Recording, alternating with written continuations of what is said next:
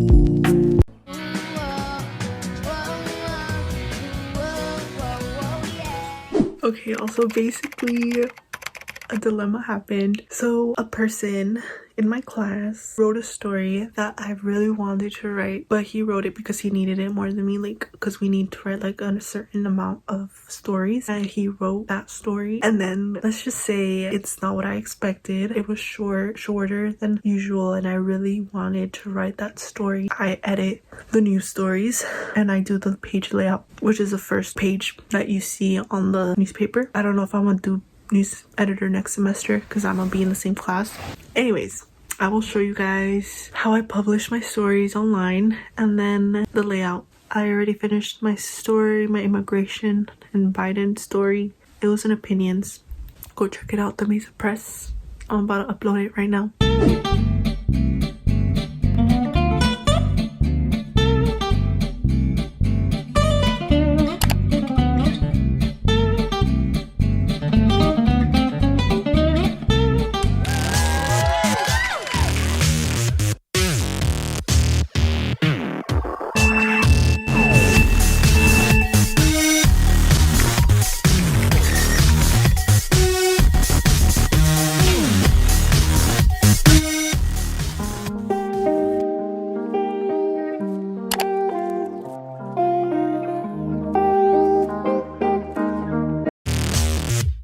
I have to do layout.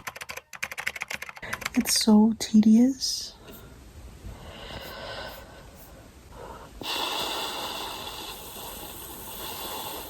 Okay. I wanna go to sleep.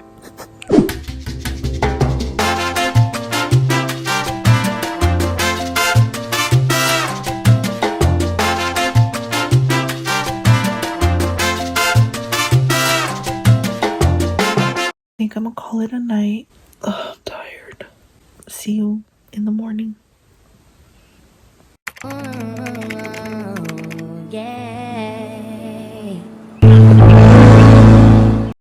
Okay, y'all, so literally I'm ready. Like, I'm already kind of late.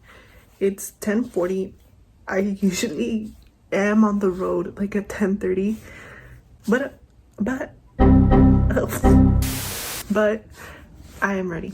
I will show you guys the fit. It's literally super gloomy, which means I have to wear a sweater with leggings. I have to.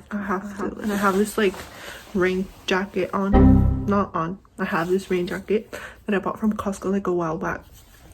Oh, I think my brother got it for me. Anyways, I'll show you guys the fit. So this is a fit. A brown sweater, leggings, pants. I literally got this yesterday at Hollister.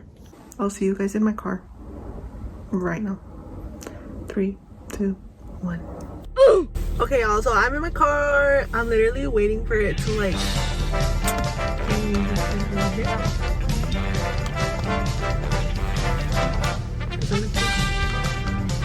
yeah, so I'm literally waiting for my car to heat up because it's like that's what you do. Okay, so I let my editors know that I was gonna vlog, so hopefully I don't get shy, because I'm like, I don't even know if I'm allowed to record, because the professor has said like multiple times that the class is like private and like no recording is allowed, but she's chill, and I don't know if she like will say something or what, because yeah. But I mean, this is also the last paper, and I want to show y'all like the process behind the Mesa press, because you don't see the behind the scenes. Like, this is why I'm doing this, because it's like a lot of work. Like, it's not easy to just like post a paper. Like, you have to, there's a tiny, similar, like combined.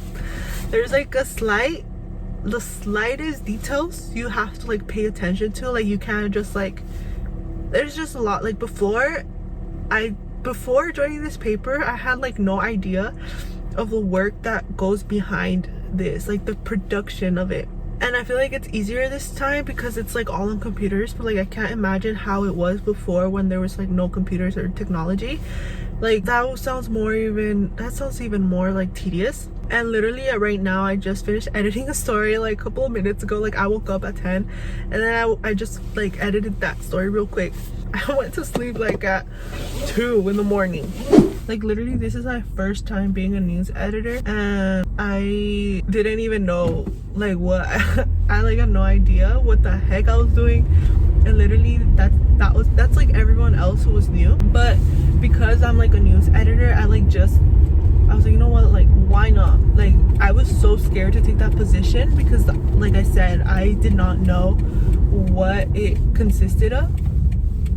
And now that I'm in it, I'm so glad I took that position. Like you have to be a little bit uncomfortable sometimes to like grow, and like I can see that now because of that position. Like it forced me to write stories and like take on stories that like other people wouldn't do because we were so understaffed. Anyways, I will try to see if they let me record, and like I don't know, it's so funny because like in the first day of school I was like, I don't want to record when driving, and look at me now.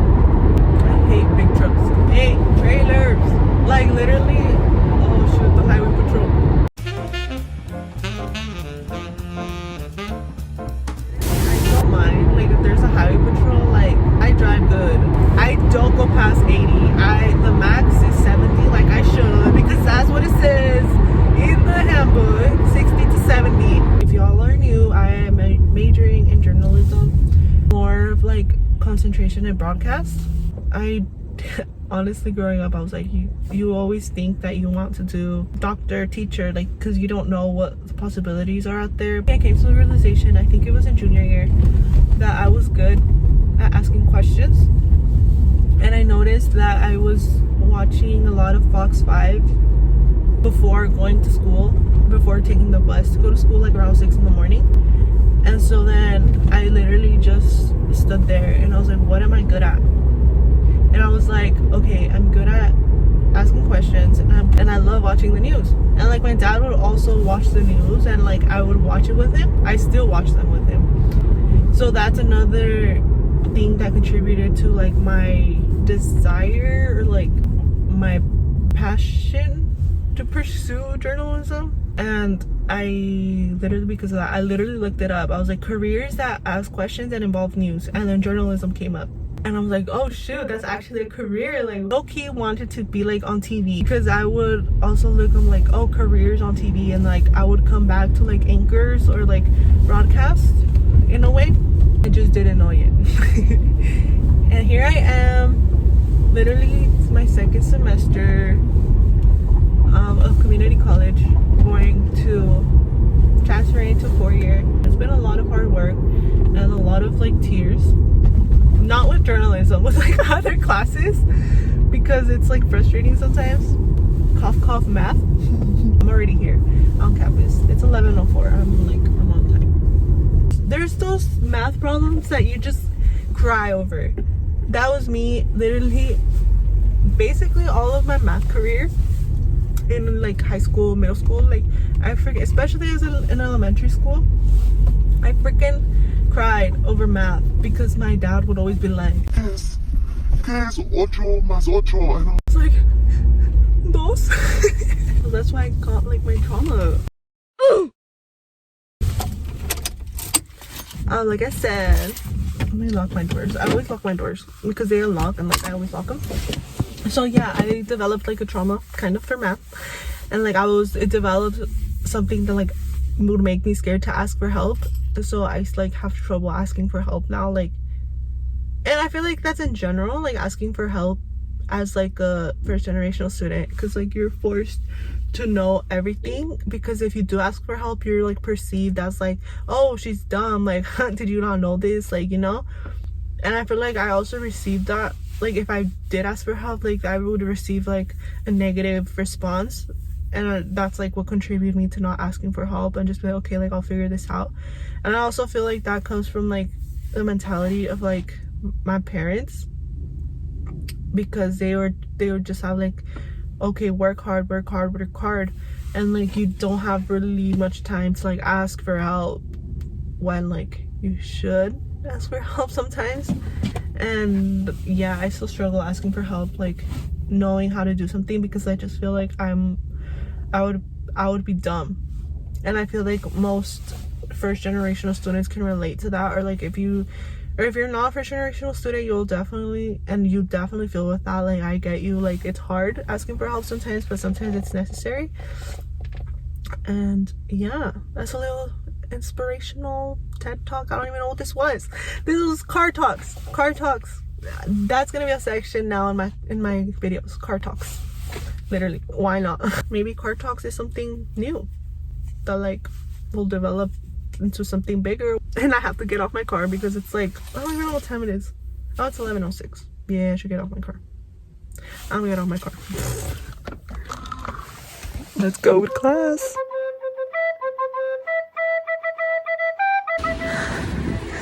That was such a workout, but I feel like I'm getting better at it in a way. Like I'm getting used to it. My thighs love it though.